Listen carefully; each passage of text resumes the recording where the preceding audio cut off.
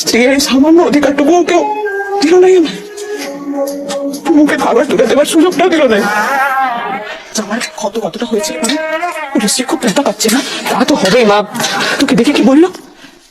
আমার সঙ্গে দেখা হয় নাই মা। ওই তো একটু করে খাবার দিবে, তারপর আবার ওই ওষুধ খাওয়ার ঘুম পাড়া দিবে না, তাই তো তাড়াহুড়ো করে রাখছি। হাসপাতালে খাবারটা মুখে রুচে বলে দেখিনি, এই তো খাবার নিয়ে যাবো, তখন বরং দেখা করে। সত্যি করে বলতে পারো ওই তোকে জামাই দিকে দেখা করতে দেয়নি না? না না মা, তা কেন হতে যাবে? যে কথা বলিস লাগি সবই নিশ্চয়ই তোকে অনেক কথা শোনাচ্ছে যে তুই সব ত্যাগ করে চলে আসছিস, তোর লিখে আজ ওনার ব্যাটার এই হাল হয়েছে। তোকে খুব কথা শোনাচ্ছে না? মায়ের মন বুঝছো নাই? এখন যা বলছে তাকে সবখানে বলছে, তুই নিজেই বলে দেখিনি। কাকাবাবু কি বলছে? হ্যাঁ বাব, তোমার সবাই কি এখন আমায় নিয়ে বলবার সময় আছে? হ্যাঁ না, এত বড় একটা বিপদ ঘটে গেল, সবাই তো ওকে নিয়ে ব্যস্ত, তাই না? বুঝেছি। কাকাবাবু কি আর আমি চিনি না? কি করো ওনার যে সম্বন্ধে কি কোনো ধারণাই নাই। তোকে ওরা জামাই লিগে দেখাটুক করতেই দেয়। এত অপমানের পরও তুই আবার যাবি? যাবো না। কেন যাবো না?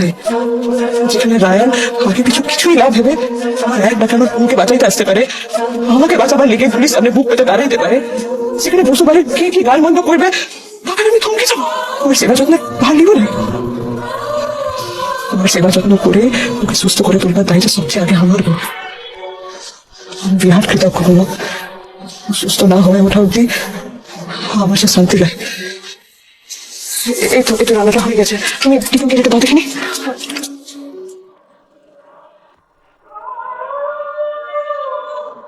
বাবা ভুবনেশ্বর, তুমি শীঘ্রই রায়নকে সুস্থ করে তোলো। না না শিরিন, শিরিন শুনুন, ভয়ের কিচ্ছু নেই।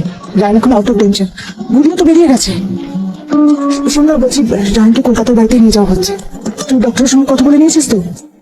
শুধু ডক্টরকে বলিস একবার সাথে কোনো না কোনো একটা বিপদের কাছে। প্রত্যেকবার ছেলেটার প্রাণ যায় যায় অবস্থা। আমি আর এই অশান্তি নিতে পারছি না। আমার তো এমনি অশান্তির শেষ নেই। ওকে আমি আর এক মুহূর্ত এখানে রাখতে পারবো না বাবা।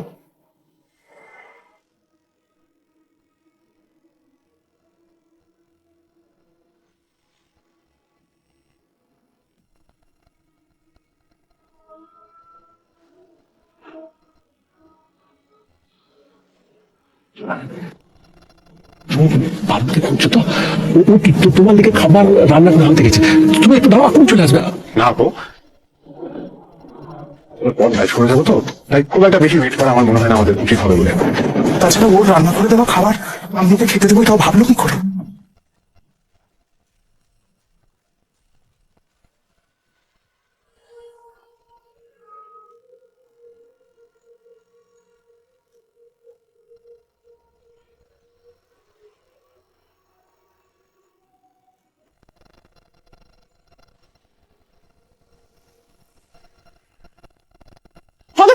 দেখাচ্ছে কেন? রায়নের জন্য খাবার নিয়েছি তো ভেতরে একেবারে। তোমার মুখটা আমার লাগছে কেন? ওরা কথা চলে গেছে। চলে গেছে? অনেক বোঝাবার চেষ্টা করলাম, অনেকবার বললাম, ওরা মানলো না। এইখানে থাকলে নাকি কেয়ার তো ঠিকঠাক হবে না।